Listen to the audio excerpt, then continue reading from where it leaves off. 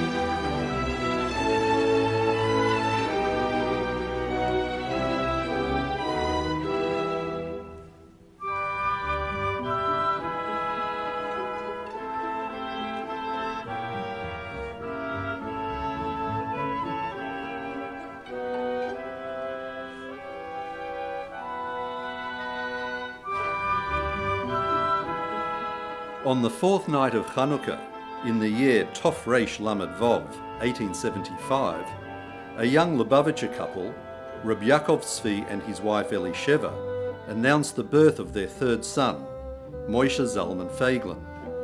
There, to welcome the newborn were the proud grandparents, Reb Avraham Feiglin and his wife Bela, as well as the great-grandfather, Nochem Moravin, later Feiglin. Baba Bela was thought to be related to the Alter Rebbe. Yaakov Tzvi was born during the time of the third Lubavitcher Rebbe, known as the Tzemach Tzedek. When Yaakov Tzvi was 18 years old, the Tzemach Tzedek passed away, and the fourth of the Lubavitcher Rebbeim, who was known as the Rebbe Maharash, assumed the leadership. Yaakov Tzvi's life had been threatened by severe intestinal illness shortly after his marriage. Doctors in Moscow and Petersburg had given him 6 months to live, but when the Rebbe, Reb Shmuel, prescribed a special diet for him, he recovered and lived to old age. The Feiglin family lived in the mostly Jewish town of Gorky, in the Mogilev province of the Russian Empire. Whilst rumours of brutal pogroms were spreading alarmingly throughout Russia, the township of Gorky merited relative peace with their Russian neighbours and the local authorities. The Feiglin family were considered one of the prosperous families in Gorky. Their grand home stood in the centre of town, close to the market, and featured a courtyard surrounded by the many warehouses from which they operated. Their main business was trading agricultural supplies as well as liquors in exchange for flax, cattle and leather. Although the Russian government had opened a local school, especially for Jewish children, Yaakov Tzvi forbade his sons from attending it and instead hired private tutors to teach Russian, mathematics and other practical subjects, which they learned in addition to their Torah studies. Moshe Zalman was a young child when he was orphaned from his beloved mother Elisheva. Her tragic and untimely death occurred shortly after a great bear leapt out from behind the trees, right in front of her. Although the bear did her no harm, the sheer terror caused her to miscarry, and sadly she died from medical complications shortly thereafter. She was only 33 years old. Soon after Elisheva's passing, Moshe Zalman's father and grandfather decided that the family should leave Russia and fulfill their lifelong dream of living in Eretz Yisrael. For years, the family followed the news reports about events in what was then called Greater Syria, Palestina, which was ruled by the Turks of the Ottoman Empire. The Ottomans restricted permanent immigration by Russian Jewish immigrants. But there were ways around the restrictions. The Feiglins were avid followers of the Chovevei Tzion, Lovers of Tzion movement. When an emissary from Eretz Yisrael visited their town, the family promptly purchased from him, with golden rubles, a 400 dunam plot of land in Ramot, Yerushalayim, near the burial site of Shmuel Hanovi. They reserved the right to exchange it if it was found to be agriculturally unsuitable. Although the decision to leave Russia was made, Moshe Zalman's father, Yaakov Tzvi, wouldn't travel unless he had the full consent and blessing of the fifth Lubavitcher Rebbe, the Rebbe Rashab. On his third visit to the Rebbe, he received this blessing just prior to leaving. And so, in 1889, the family, together with 13-year-old Moshe Zalman, left their comfortable lives in Russia and travelled to Odessa, where they boarded a ship, and almost 2 weeks later disembarked in the port of Yafo, finally meriting to fulfill the mitzvah of walking 4 amos on the land of their forefathers.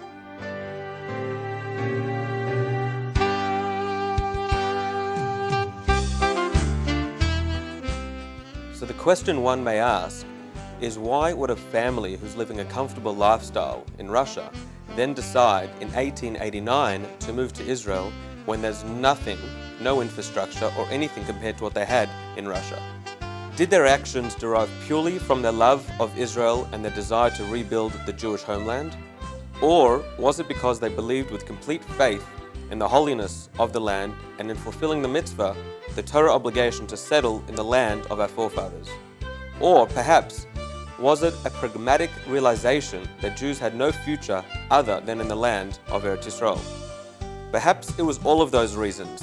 Where did the family draw their strength and unconquerable spirit to survive the harsh life in Eretz Yisrael? The local Arabs' reception of the new immigrant Jews was cold, at best. For its part, the Ottoman Empire authorities prohibited permanent Jewish settlement in Palestine.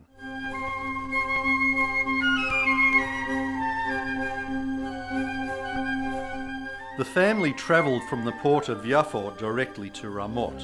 Upon arrival, they were shocked. The land was a rock-strewn wasteland of barren hills and valleys. The allotment sold to them was a parcel of land impossible to cultivate.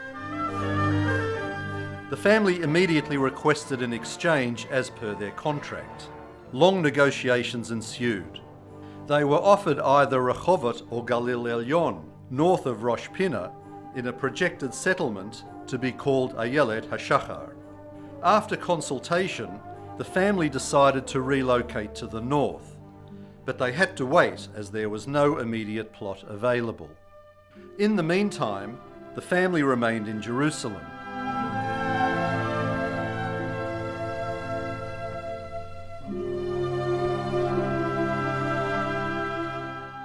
Moshe Zalman's father, Yaakov Tzvi, was offered many lucrative business propositions there, but his response was always that he hadn't left his comfortable life in Russia to come all the way to Eretz Yisrael to do business.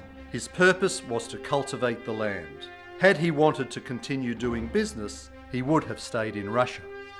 Moshe Zalman and his older brother Shmuel moved to Rosh Pinna, where they got to learn the local agricultural practices of initially clearing the land of rocks and then working at the local vineyards.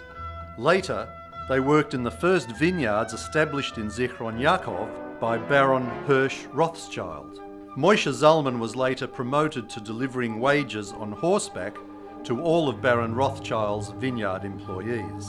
Years later, when Moshe Zalman and his brother got a job closer to their family home, they worked during the day planting olive trees, and by night, together with their younger siblings, they planted over 3,000 vines just by the glow of the northern moonlight.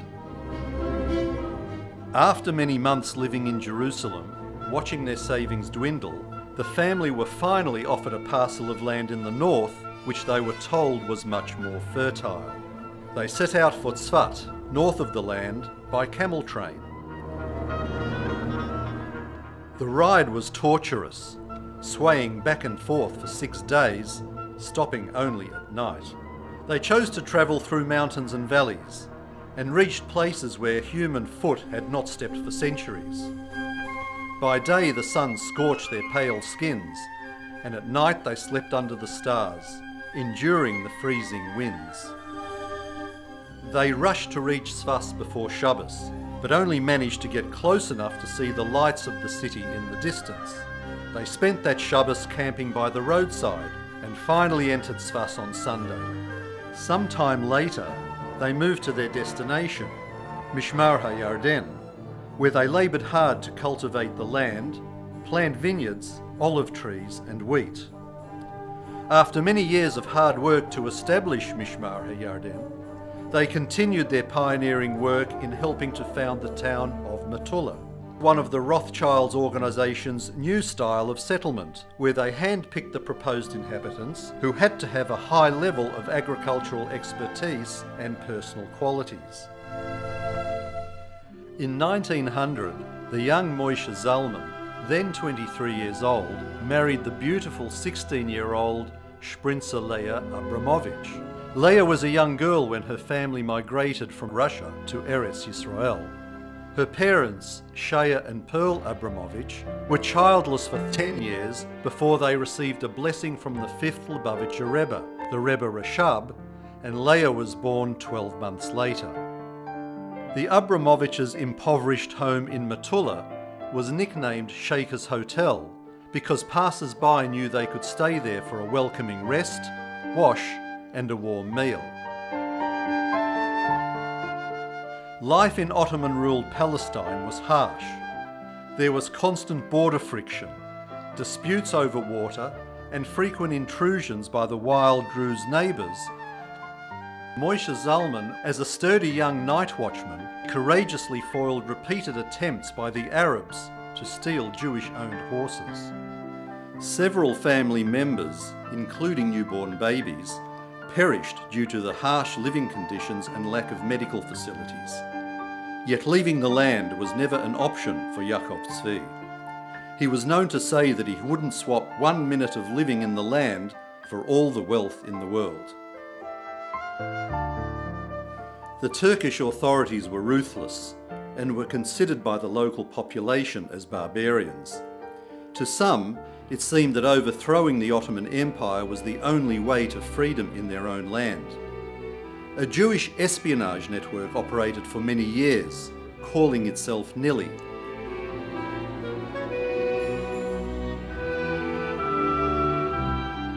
During the First World War, Moshe Zalman's brother Shmuel was arrested by the Turks on suspicion that he was part of the Nili group. He was held captive in a Turkish prison without a court hearing, but was eventually released after the Turks saw that he refused to be an informer in spite of the harsh interrogation that he endured for 2 weeks. One day, whilst attending a meeting in Zichron Yaakov, Moshe Feiglin got information that prompted him to rush back home to Metula, pack up his saddlebag and ride north towards the port of Beirut. The reason is uncertain, but some believe he too was involved with covert activities which had attracted the attention of the government. If so, his life was in danger, leaving him no choice but to escape. He stayed in Beirut for a while before continuing to Port Said, where he was offered a shared role as the Chazan during Rosh Hashanah and Yom Kippur services. Years later, a girl recognised Moshe Zalman walking in the streets of Melbourne. She fondly called out, "There goes the Chazan from the Port Said Shul."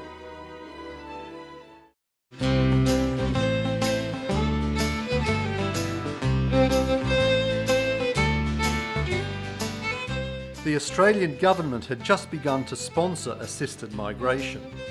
Moshe Zalman eventually got on a ship that took him to Australia. His brother Bera followed him to Beirut, but arrived in Australia on an earlier ship. Before the children were brought to settle in an alien environment, Moshe Zalman, as father of his family, came alone to prepare the necessities after his brother Bera had travelled ahead. Bera arrived in August 1911 and Moshe Zalman in November 1912.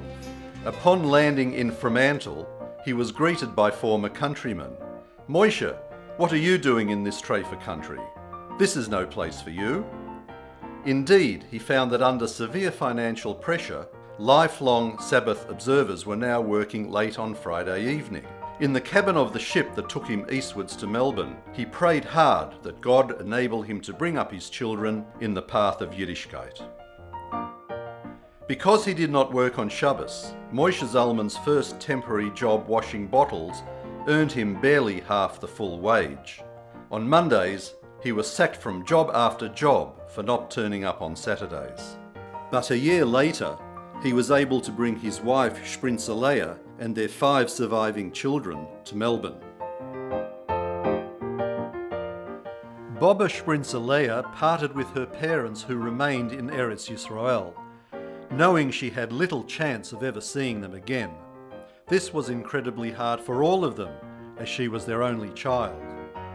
Alone, she took her children, aged from 2 to 12 years old, on the arduous journey to Australia. They disembarked in Melbourne in December 1913. The 5 younger children were born in Australia. Apart from the difficulties of earning even a minimal living in Melbourne, the state of Yiddishkeit was wildly removed from anything the young couple had ever known. In the suburb of Carlton in Melbourne, Moshe Zalman chose to daven in the cosy shtetl-type synagogue known from the name of its founders as Stones Shul. This was one of several shuls in Carlton at the time, the largest being Carlton Shul in Palmerston Street.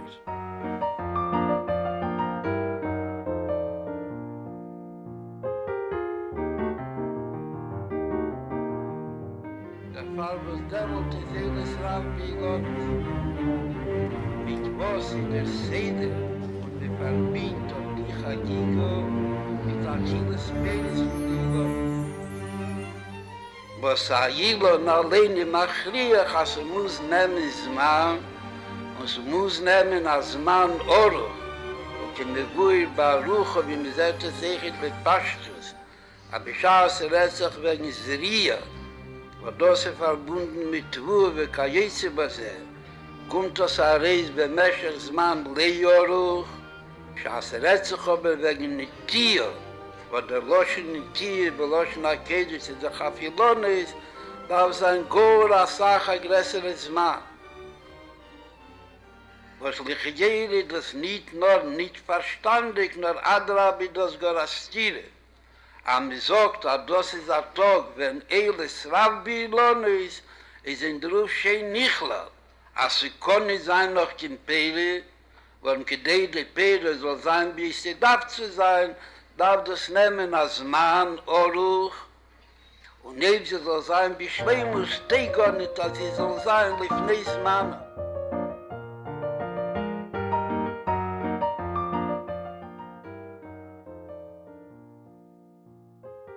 In 1913, the Australian government began promoting closely settled rural settlements.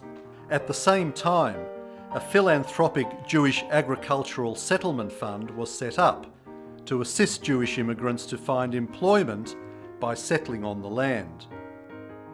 And so when they heard my father had experience in agriculture, because he worked for Baron the Rothschild in Israel, helping develop there when they got there in 1980. Then he was the one that had to lead the community. So he insisted that there must be at least a minyan idden and a sheikhet v'lamed, otherwise he's not interested in going. Because he says the children are going to be looked after. And that's how the whole thing started, the Shepparton community. Moshe Zalman started off in Shepparton with the intention of growing fruit trees and bought initially only 40 acres of land in Orvale, 5 or 6 kilometres from the main Shepparton township. The orchards were behind the houses which fronted Faglin Road. When he first arrived, he lived in a tent and used wooden boxes for furniture. Life was tough, and those first settlers had to contend with floods which washed out the area. Later, they built a shed to replace the tent.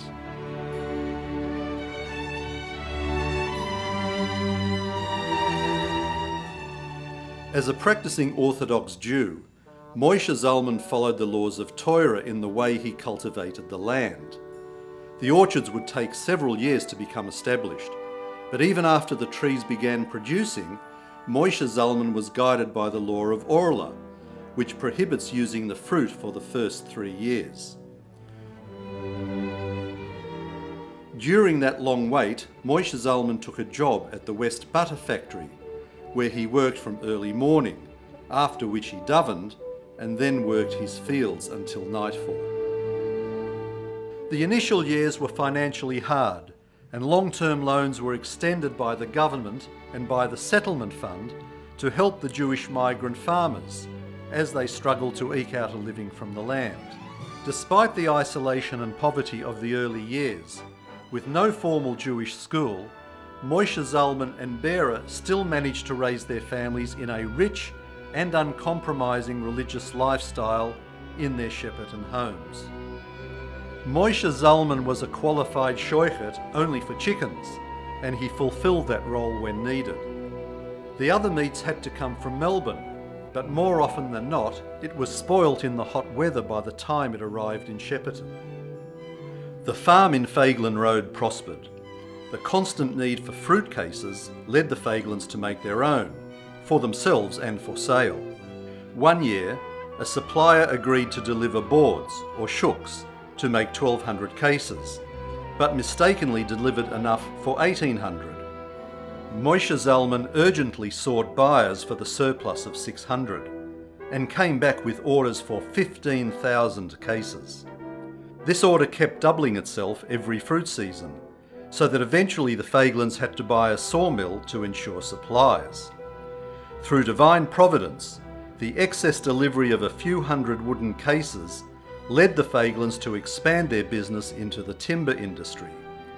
From one sawmill, the business grew to 3, and later further expanded into the housing supply industry.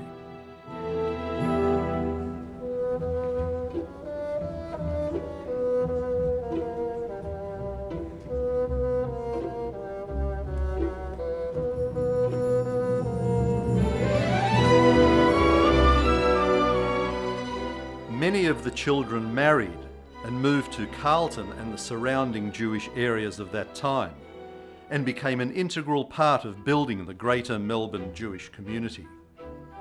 Zayda Moshe led his life by the principles of Pirkei Avos. Thus, his most effective lessons were taught by example. His gentle manner imparted a lifelong respect for Torah in those he raised and also many of the community. Patiently, he reached out to all Jewish souls, regardless of their religious affiliation, and he would share insightful Hasidic concepts and the need to pursue harmony, humility and prayer, whilst always giving charity with a smile. One Friday afternoon, a neighbouring orchardist, Jack MacDonald, drove his truck into the Fagelin yard.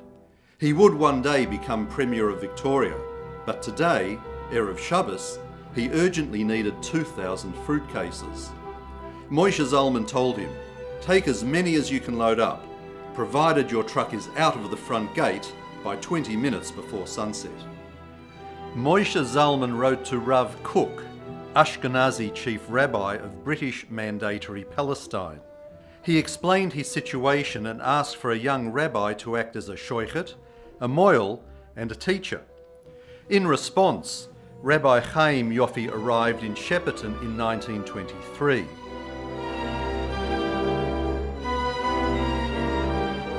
Many years later, Chaim Yoffi's daughter Hannah married David Fagelin. Other young religious scholars followed later. Many of them stayed, and some became major contributors to Jewish life in Australia.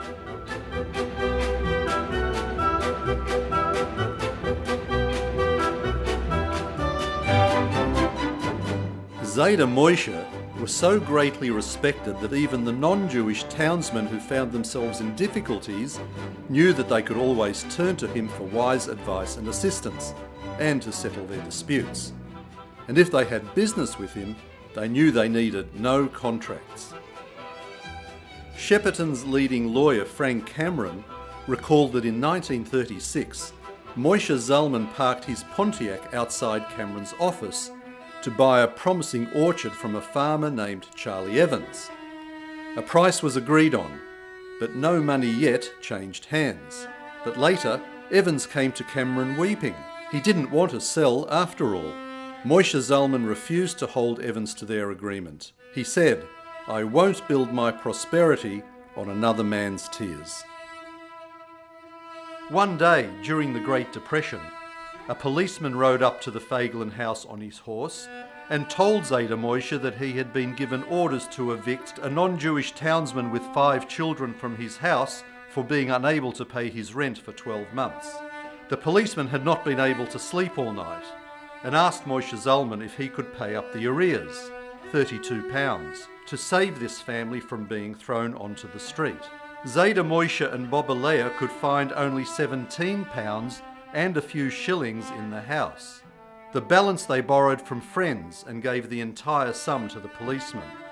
Years later, the townsman called on Zayda Moshe to repay his old debt. He began to count out single pound notes, but continued beyond £32 when Zayda said, "Oi, that's enough. What about the 4 years' interest?" the townsman asked. He was astounded to hear Zayda Moshe's response. "Do you think I would take interest from you?" A veteran Shepparton citizen by the name of Mr. Reardon recalled that when Moses Feiglin walked down the street, his non-Jewish townsmen would doff their hats out of respect. Moshe and Leah had 13 children, of whom 6 sons and 3 daughters lived to establish their own families. All of Moshe's 6 sons became partners with him in the business, known as M. Feiglin and Sons.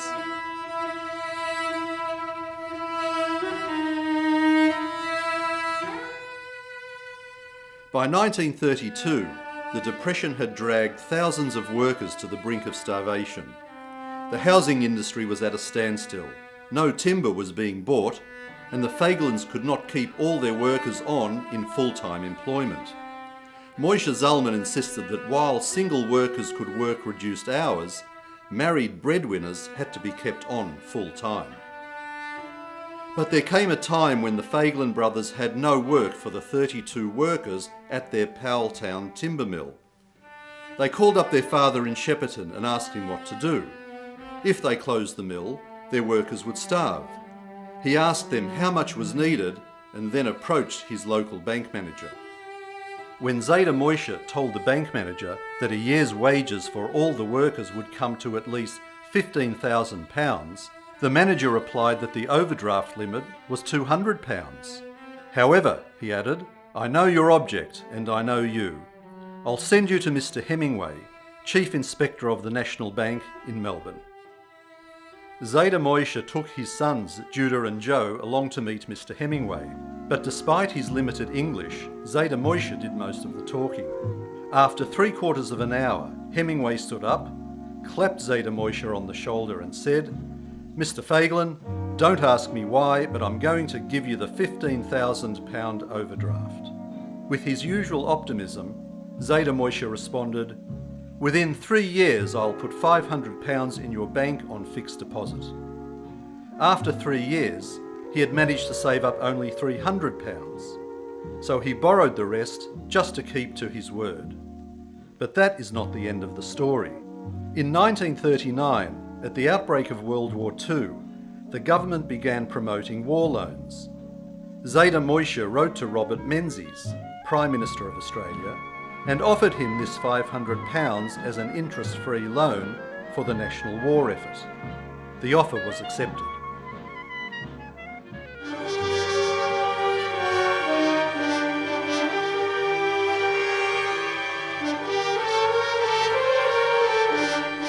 Events back in Europe were making news even in Australia. Murder and devastation by the Nazi regime shattered the hearts of those who had loved ones left behind.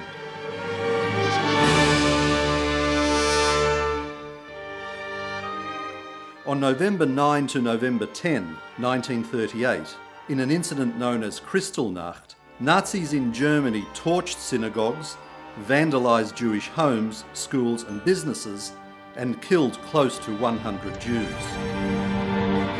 We saw burning synagogues, burning old age homes.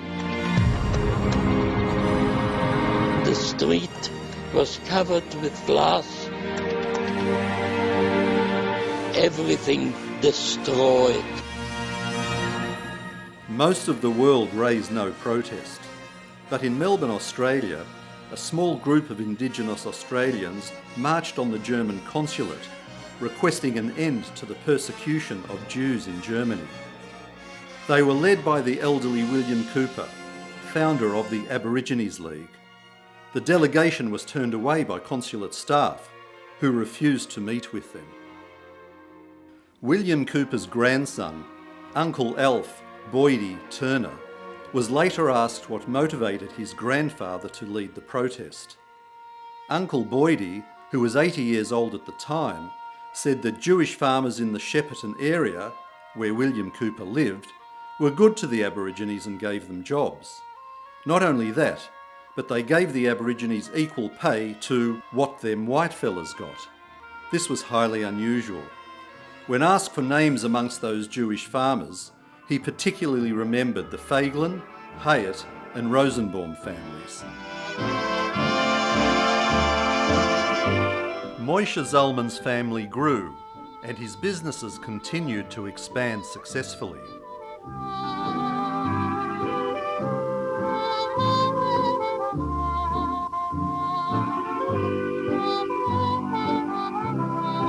The Feiglin orchards also played a leading role in establishing SPC, the Shepparton Preserving Company, which processed, canned and marketed the fruit from the Goulburn Valley farms. Reb Moshe was on the SPC board, and whilst there he instigated that all board meetings begin with passing around the charity box in aid of the Mooroopna Hospital. His aim was that non-Jews too would understand the importance of charity. SPC continued this practice well after the Feiglin family had left. My late father, Reb Zev Akiva Aaron, left Germany for England, arriving in 1939, where he studied until he was interned in 1940. Together with 1,950 other Jews, he was sent to Australia on a boat called the Dunera.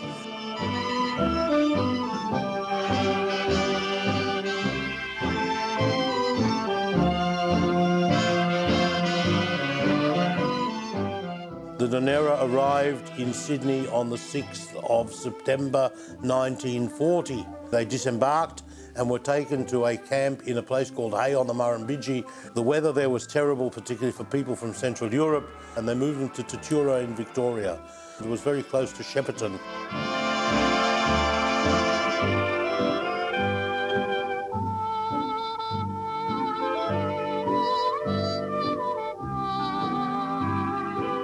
After a while, Moshe Zalman Feiglin discovered these Orthodox boys. He arranged with the army to get those boys to come to the farm and work there instead of sitting in the camp. My father, Bernard Rothschild, was one of the Dunera boys. In his memoirs, he writes, Moshe Feiglin of the then prominent Shepparton orchardist family lobbied heavily for our release from internment, and in my opinion was singularly the reason for our ultimate release. My father was then given his first job working in the orchard by Moshe Zalman Feiglin. Being moved to only 30 miles from Shepparton proved to be a true godsend for the detainees, who apart from having lost their freedom, had been robbed by the guards on the Dunera during the ocean journey. Moshe Zalman organised kosher meat and utensils for them, and sent them a Torah scroll from the Shepparton Shul, as well as Siddurim, Chumashim, and even a Megillah. But he also looked after the inmates of the distant Hay camp in New South Wales. Hearing that there were men there qualified to prepare kosher meat, he arranged to send them live cattle. All this Moshe Zalman duly reported to the Rebbe in letters. From the Rebbe, he learned that among the camp inmates was a son of the Kopishnitzer Rebbe, and requested that Moshe Zalman assist him however possible. After much effort, Moshe Zalman managed to make contact with him. His special request was for strictly kosher matzahs for Pesach. Moshe Zalman wrote to the Rebbe, "Every year a few of us go to the bakery and supervise the matzahs so that they are made in the most meticulous way. I will endeavour to send him some of those matzahs." When the Kapishnitzer Rebbe offered to pay, Moshe Zalman refused. Many decades later, the Kapishnitzer Rebbe's grandson, Rabbi Nussi Gurari, would marry Reb Moshe Zalman's granddaughter, whose maiden name was Leah Feiglin.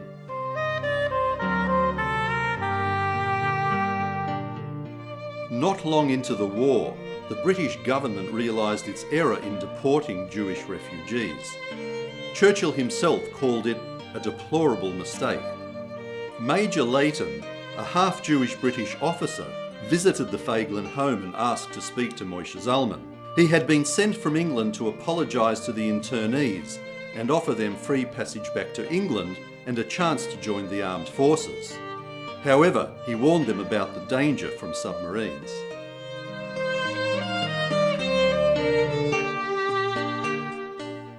Not wanting to waste leftover fruit, the Feiglins extended their business into dried fruit production, some of which was supplied to the Australian Army troops. The dried fruit idea came from Moshe Zalman's wife, Sprinzer Leah. 1/7 of all dried fruit supplied to the Victorian troops in World War II came from the Feiglin orchards. As Moshe Zalman's son Aaron recalls in his book, Growing Up with the Trees, during the war there was a shortage of labour, and the Air Force pilots in training would pick fruit in our orchards during the 2.5 hours they had off duty. My mother always fed them the best of everything, and when I asked her why she was going to so much trouble, she replied, "They are children who have mothers. They are going to war, and one must have feelings for every human being, especially considering where they are going." Moshe Zalman was on the platform of the Shepparton railway station when an army troop train heading north made a short stop. An American soldier, astonished to see a Jewish man with a long white beard, ran out of the train and rushed up to Moshe Zalman. "Reb Yid," he pleaded, "I'm going into the war. Please give me a blessing that I'll return safely." Moshe Zalman obliged.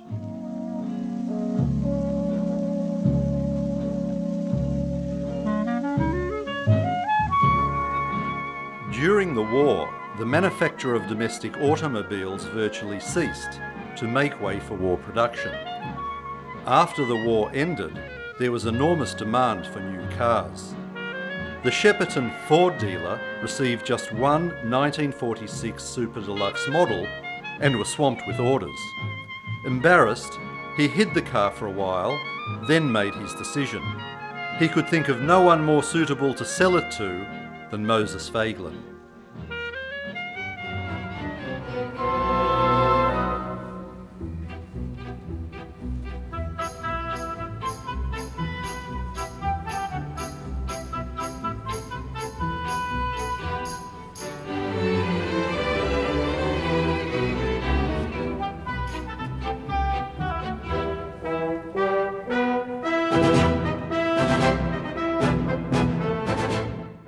In this little shul, Moshe Zalman was the Baal Koira, teacher, communal leader and even the shoichet when the need arose. And in this humble building, the first yeshiva on the Australian continent would be established.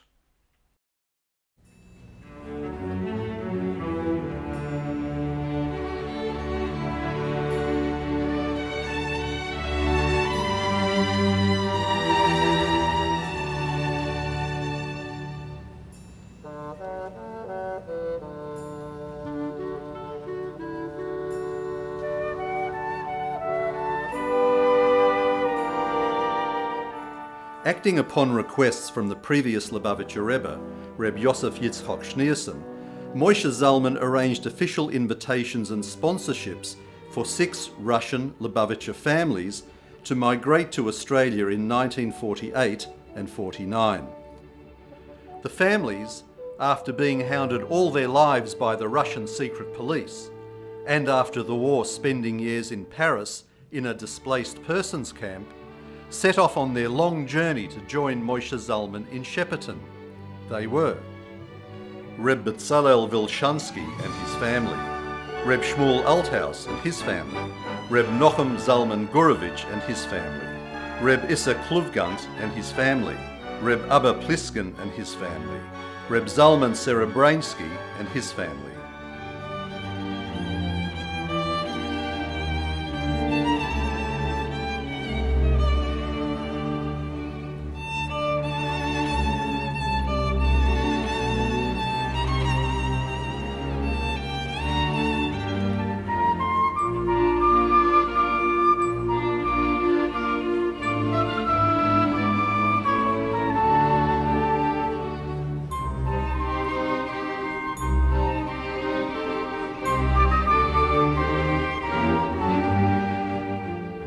When we got the permits, I thought to myself, how come the children have to study Chaim? I was young also. And Australia, what sort of place is Australia? There's certainly no issues, not a place for them. So I wrote to the Rebbe that we got the papers, but I think it would be better for the boys to go to a place where there is an issue. So the answer was no. The whole family should go. This tiny community, with its minuscule weatherboard shul, was the cradle of today's vast Chabad Lubavitch educational network in Australia. For many years, Moshe Zalman had been urged by the warm and visionary letters of the Rebbe, Reb Yosef Yitzchok, to bring these families from the other end of the world in a move that was destined to change the face of Australian Jewry. We got the papers from Shepparton as farmers, as farmer hands, and I didn't have in mind to change it. I thought it would be a good thing to go and earn my living in a proper way.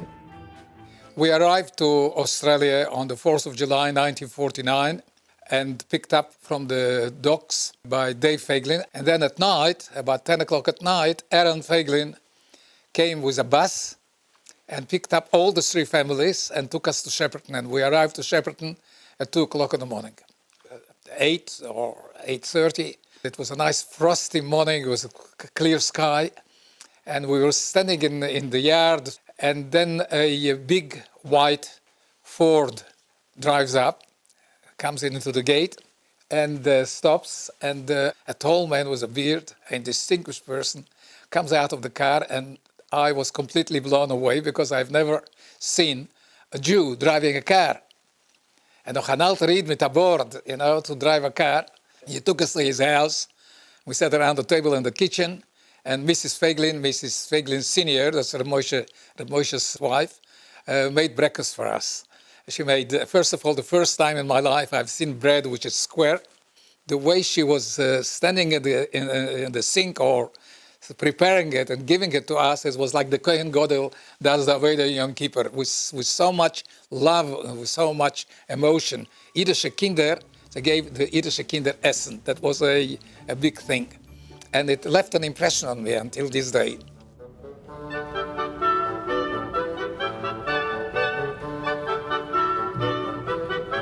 While Reb Zalman Serebransky and his family were still living out of suitcases, he wrote to the Rebbe, Reb Yosef Yitzchok, proposing that a yeshiva be set up in Shepparton.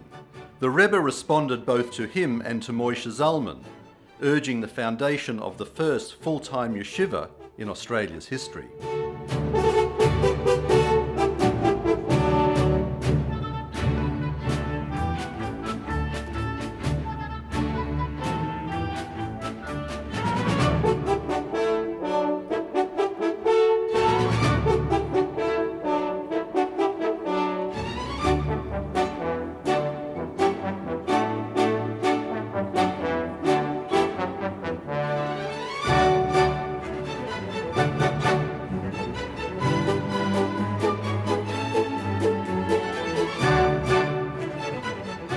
The yeshiva, headed by Reb Abba Pliskin and Reb Zalman, began with only a few young men as full-time students who studied Gemara, Halacha and Chassidus in the little Shepparton shul.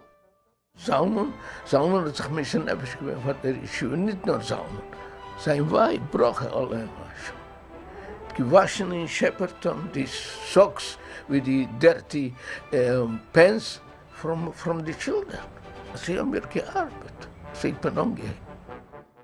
Rabbi Abramson came to take me to Sydney, to start a yeshiva in Sydney. So we traveled to Melbourne. The elderly Mrs. Feiglin, who was already sick, and she stayed with her daughter, Shulamet Kenter.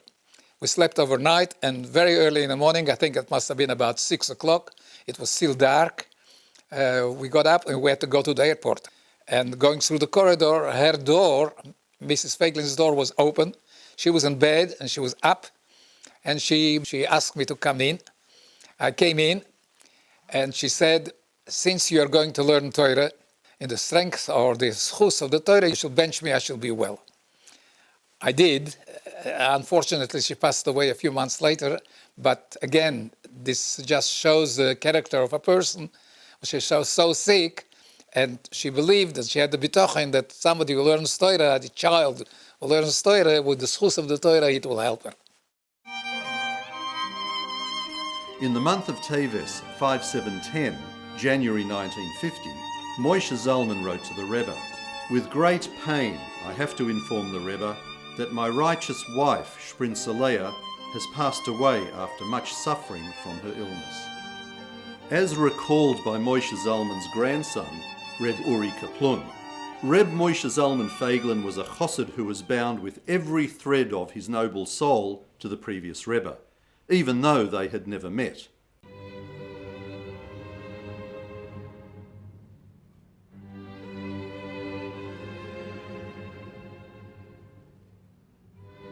One Friday night, just 4 weeks after the death of his wife, Moshe Zalman suddenly awoke and hurried into the dining room, where he saw that a photograph of the Rebbe, which occupied pride of place at the head of the room, had fallen to the floor.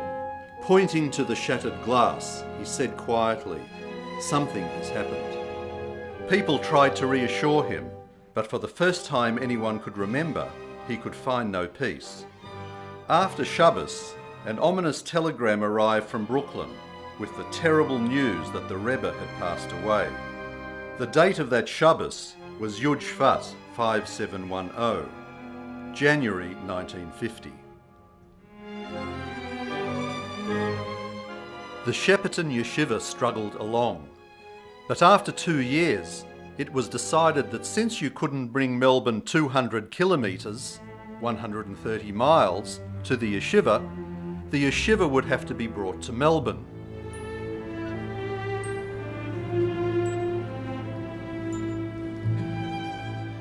The main Feiglin business at that time was a timber mill in Nunawading.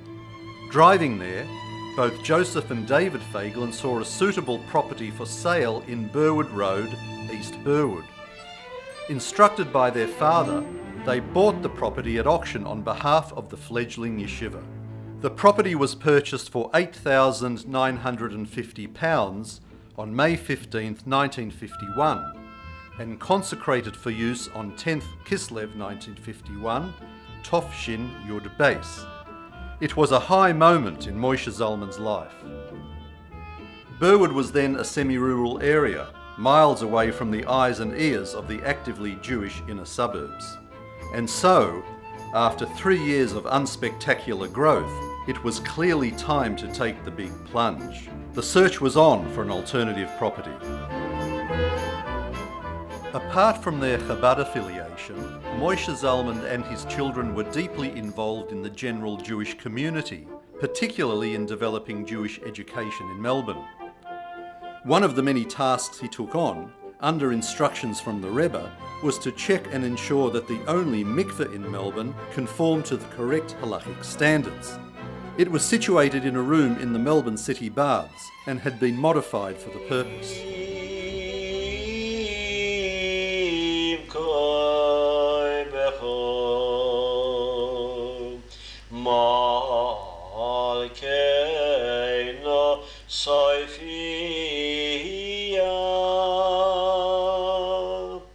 I remember Rabbi Moshe Feiglin was davening in the Mizrahi Shul, and he was sitting in a position which was kept for a rabbi, and we had no rabbi, so they asked Moshe Feiglin to sit in that seat. he spoke of Chabad and he introduced Chabad to Mizrahi, and the Mizrahi members had never heard of Chabad and didn't know the great work they were doing throughout the world. And he explained to people what Chabad really was. Moshe Feiglin used his influence to collect money for various institutions in Israel, and he was welcome everywhere he went. His family was such a great influence on Mizrahi that many of them became office bearers and presidents over the years and started up very many communal institutions in Melbourne, including Kashrus. It was all started by the Feiglin family. Their brothers who was Dave, who became president after his late father, and then Judah, and then Joe, and then the younger generations went on to the committees.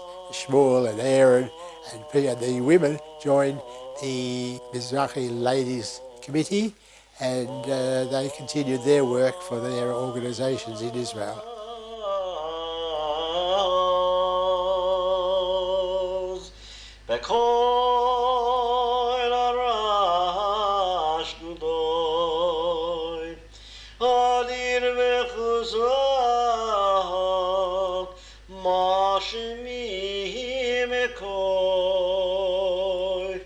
Misnasim v'masrofim li'amasom baruch yomeru.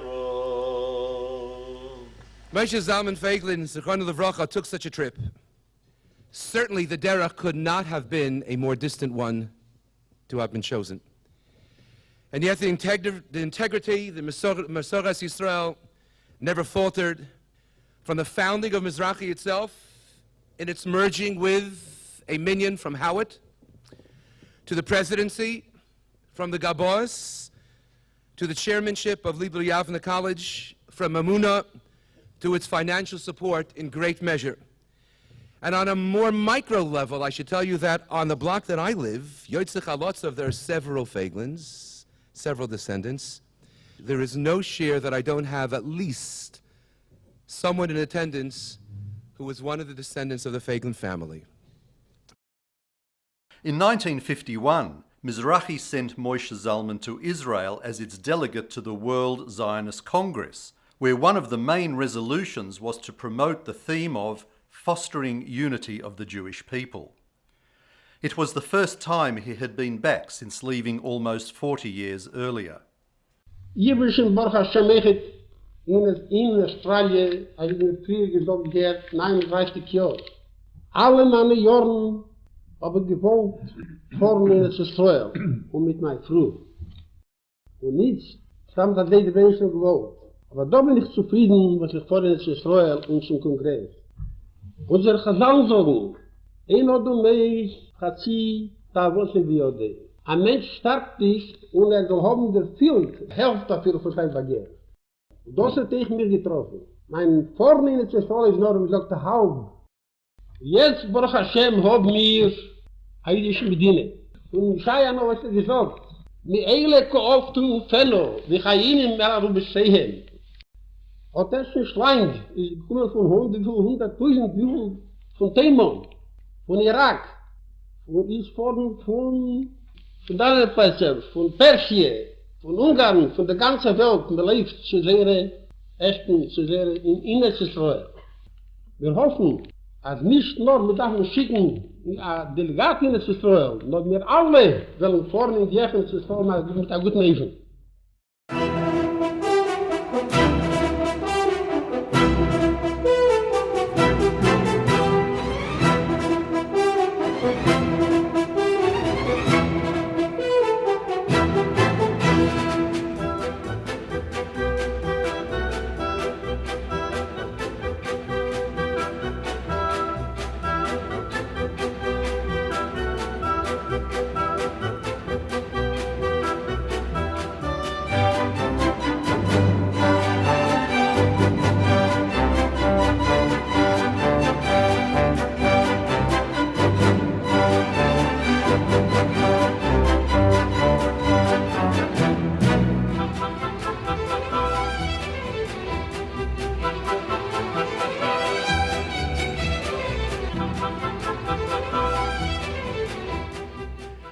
1954, Rabbi Sholem Gutnick caught sight of an ideal property for sale in the heart of the city's Jewish community, a generous block at 92 Hotham Street, East St Kilda, graced by an aristocratic Victorian mansion.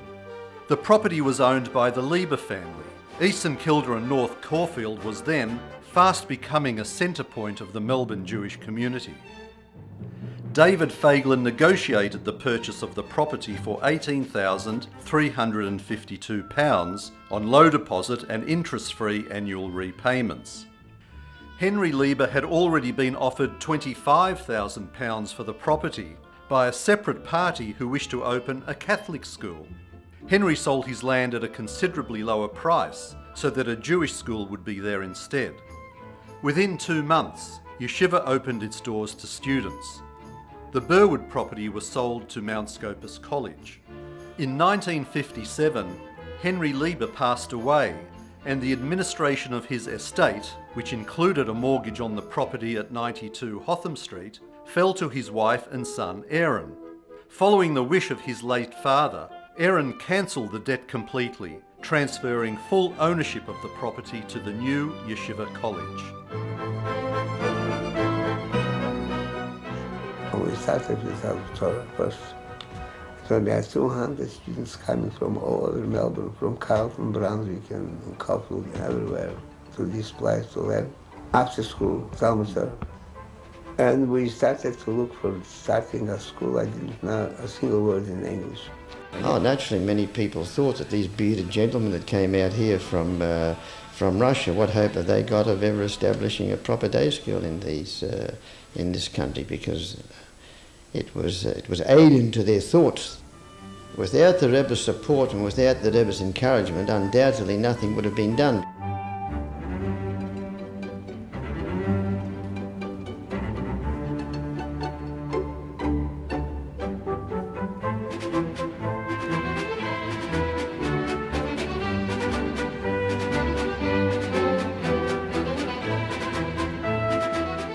While the yeshiva flourished in its new home in East St Kilda, the Feiglins still retained the original properties in Shepparton.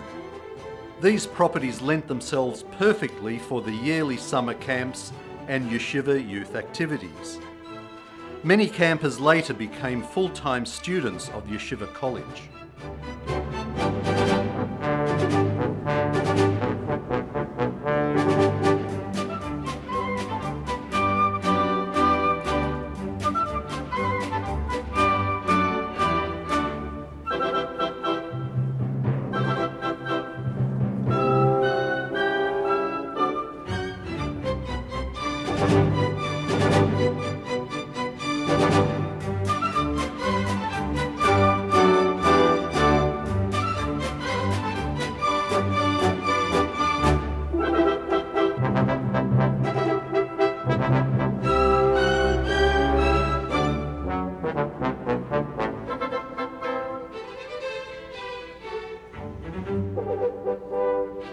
In 1956, Moshe Zalman and his son Dovid visited the Rebbe in New York.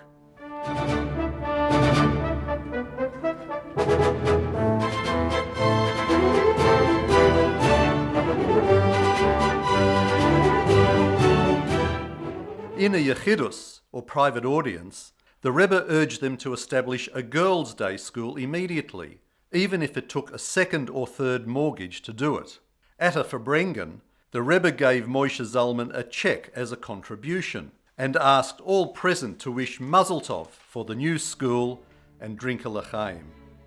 Later, when Shmuel Feiglin, the youngest son, and his wife Dvorah were in Yechidus and discussing the commencement of Beth Rivka College, the Rebbe explained his insistence. I mentioned that we're having trouble getting money. So he mentioned to me, you should know, Idische Neshomas, we haben sie jung geheid, können sie machen von Leuten von Iden. Geld kann man bekommen mit Zinsen. Und das die Idische Neshomas darf man raten. The Jewish children, if you don't teach them the Jewish way of life while they're youngsters or in their youth, then you lose them, whereas money you can always borrow on percentage. While they were in New York, the Rebbe organised a rabbinic reception in their honour. Some of the most prominent rabbis in Chabad attended, including the Rebbe's brother-in-law, Rabbi Gurari.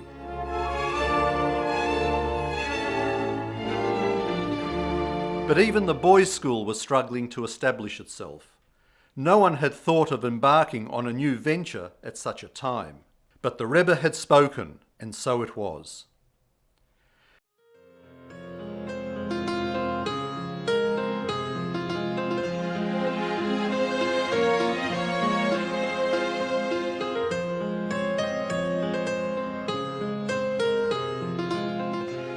A fledgling girls' school had been founded by Mrs. Susie Hertz in her house. It was agreed that she would continue at the helm, and Lubavitch would undertake responsibility for the school's financing and expansion.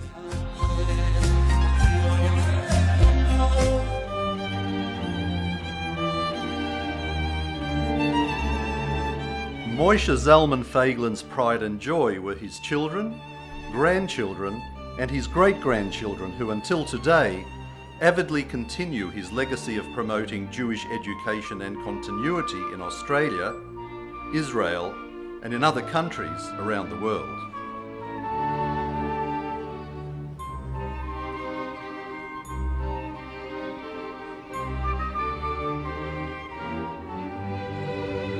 After a very successful life in this world, as an enormous pioneer for northern Israel and the Melbourne Jewish community, on the 3rd of Iyar, 5717, 1957, Reb Moshe Zalman Feiglin's soul was returned to its maker.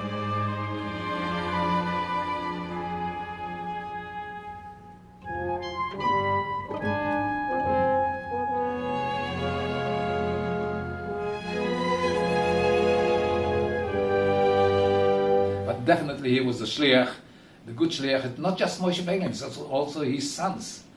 His sons and daughters. His family were all very, very, very supportive. David Feiglin was a president of the yeshiva for many years, and he passed away, and he's still the president of the yeshiva because we don't have any other president.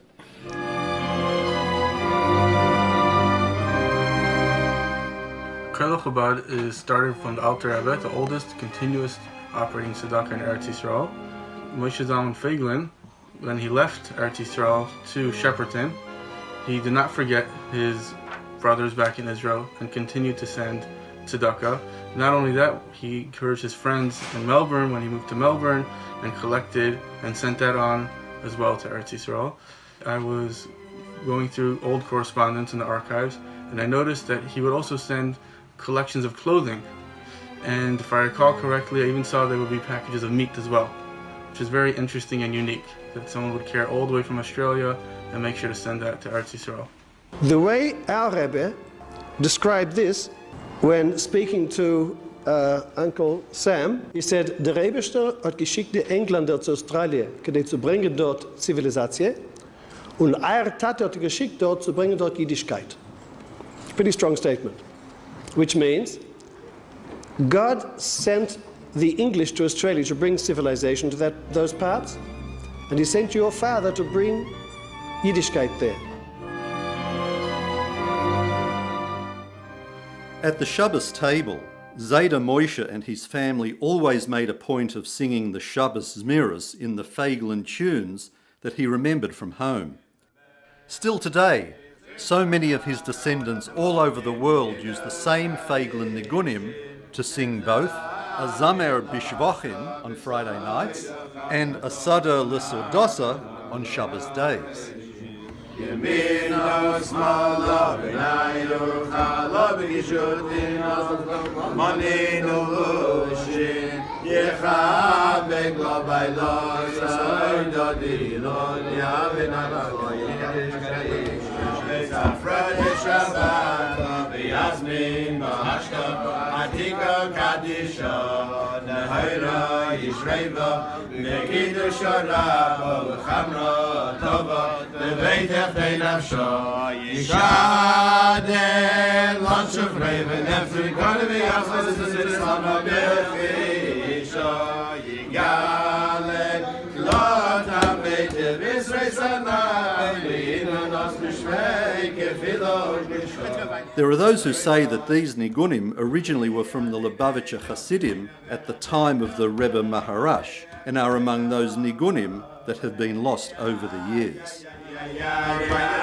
And he was to bring Lubavitch here, and not just Lubavitch, the whole of Yiddishkeit in Melbourne. A lot is to thank the Feiglin family. Everything about Yiddishkeit in Melbourne at that time, the Feiglins were actively involved.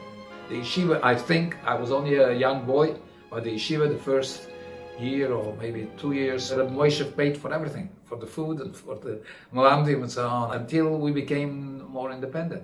When my parents came to Australia in 1939, after escaping from Poland just before World War II, by 1940, when I was 5, they settled in Shepparton, where David Feiglin sold us a small orchard. And that's where we found Moshe Feiglin and the Feiglin family. The Feiglin family has become known for its pioneering contribution to Melbourne's Jewish community, as we understand it today. But in those days, their home was Shepparton, a small but very active and very close-knit Jewish community. And its leader in every sense was the late and great Moshe Feiglin. It was Moshe Feiglin who welcomed my parents and helped them get started in a strange land and in a new business. The Pratt family has always remembered the Feiglin family. I notice Aaron is here and Sam is here tonight. Their support and their kindness. And I remember Moshe Feiglin, himself a striking-looking man with his white beard and impressive bearing. But as this audience and Rabbi Groner would know, Moshe Feiglin's influence in Jewish life spread far beyond Shepparton. After the war, he was instrumental in bringing out the 5 founding families of Lubavitch. That's how the yeshiva began. And that's how the Lubavitch Chabad movement began in Australia. So while I'm sure I'm entitled to be a Shepparton Landsman, I'd like to hope that I'm also entitled to be a Lubavitcher Landsman.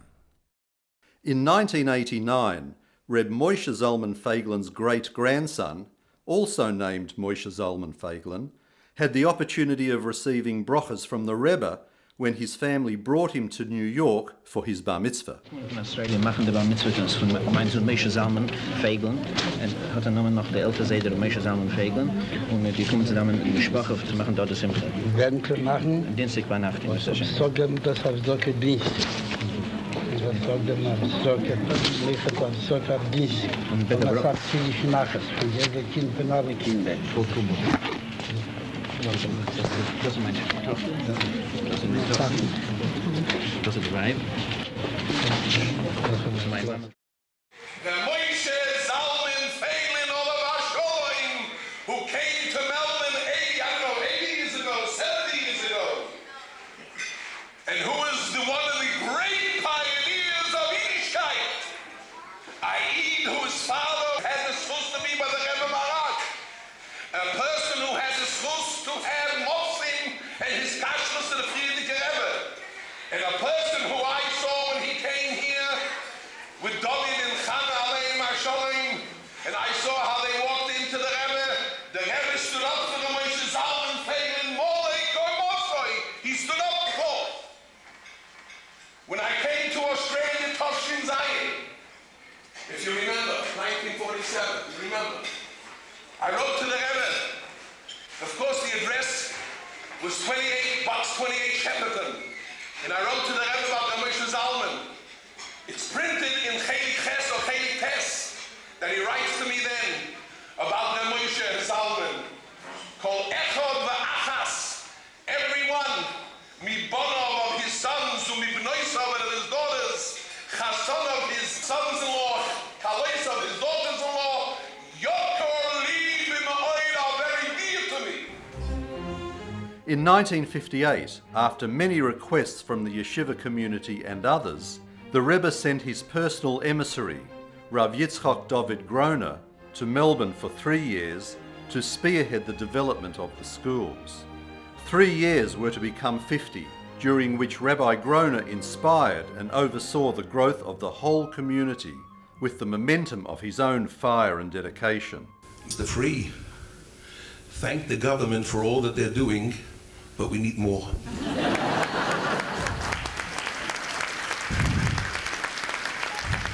Help us educate. Help us bring good people in this community, in this country, and all over the world. David Feiglin was told about Sir Adolphe Besser, a generous Sydney philanthropist who had been a major benefactor of hospitals and other causes. Together with Reb Zalman Serebransky, he flew to Sydney to meet Besser.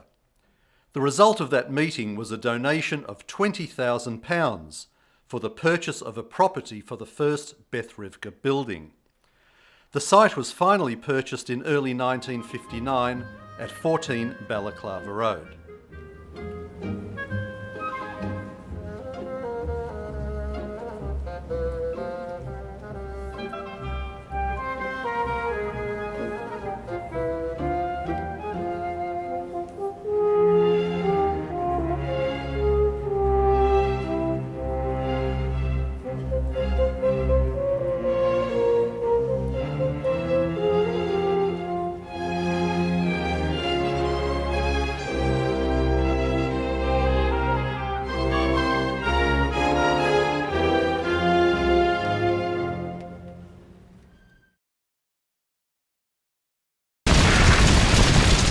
There really were two fires. The first one didn't burn the shul down, but in 1961, fire broke out on Motzei Shabbos.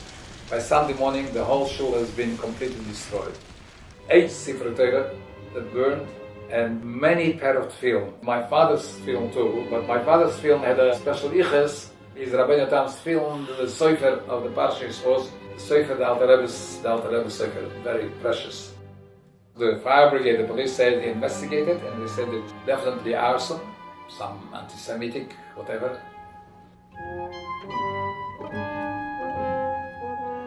All the remnants, what was left over, the burned Sifrei Torah, were buried where the mikveh is now, over there in the back of the yeshiva.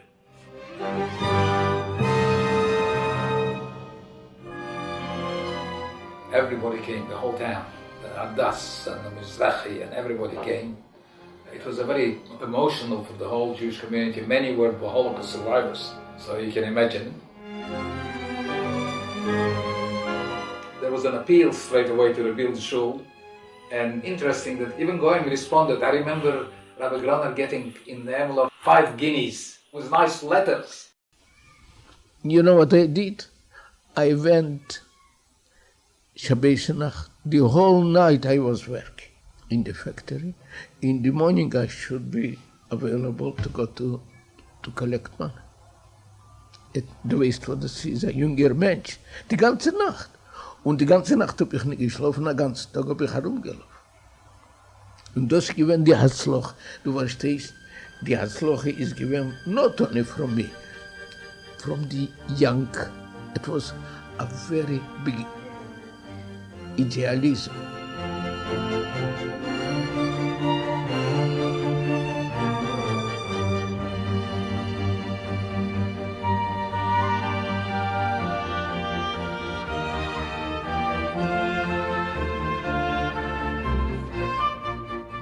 The burnt Sifrei Torah were exhumed from their temporary burial place, the site of the present mikveh, and reinterred under the Aron HaKodesh of the new shul.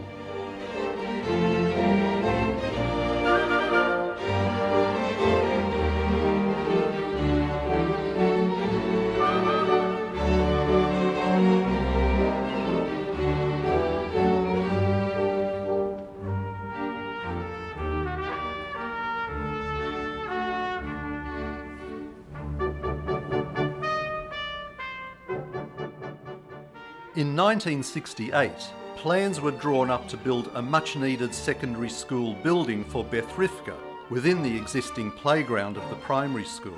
Building barriers had already been erected on the playground when an auction sign appeared on a magnificent red brick mansion on Balaclava Road, on the opposite side of Empress Road, all the way to Alexandra Street. The auction board was up for less than a day before it was purchased by Lubavitch for a secondary school. In order to construct the secondary college on this new property, a major donor was sought. The original pledge of £18,000 from Mr. Raymond Ellenson became $100,000, and the magnificent building was erected on the newly purchased site and serves today as the Beth Rivka Secondary School building. The foundation stone was laid in May 1968 by Mr. Ellenson in the presence of John Gorton, Prime Minister of Australia.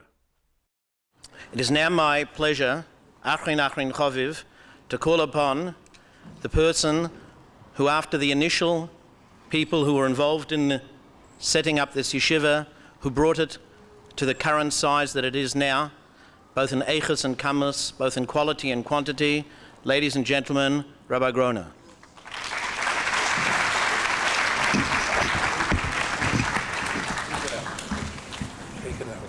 Feiglin family, distinguished guests, ladies and gentlemen, it is my pleasure and duty at this moment, on behalf of the Yeshiva Beth Rivka colleges and all its constituent organizations, to express thanks to the Feiglin family for all their assistance and help, financially, morally, and with work for all the years since the inception of this institution. This is the official thanks that I am privileged and honored and duty-bound to express this morning. And I hope that the people will be able to acknowledge all the great work that the Feiglin family did and is doing. I had the honor and the pleasure of knowing Rabbi Zalman Feiglin in the first trip that I came in 1947, and I was in Shepparton, and then in 1954 when I was here a number of months. Everybody knows that Rabbi Zalman Feiglin was an East Tzaddik and a person of great stature and one of the pillars of the Melbourne Jewish community.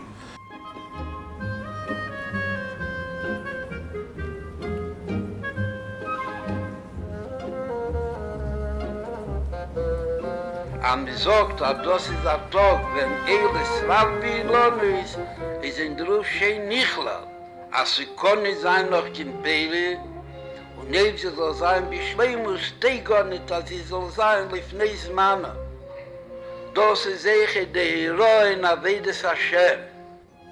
Beweist dem Nemo, Pakoschken, und Kalvachemer, was tut sich mit Aila. Und das, was du hast, heim die Pele. I do der Fall, was Chamish Osser Bishvat Sheshonim Shelifni Zeh, oder Bishtei Shonim Shelifni Zeh, oder Ba Nesek von Gimel Shonim Lifni Zeh, oder Ba Tomer Shivim Shonim Lifni Zeh, hat der Dämmel geführt mit den ganzen Studien, auf Aris nehmen die Unionen Mina Kirche La Peir. Wissen die, dass der Peiris von dem Tomer wird haben in 70 Jahren Ruhm, oder sie haben wie der Meister für China am Michael, wird es haben ein zweiter.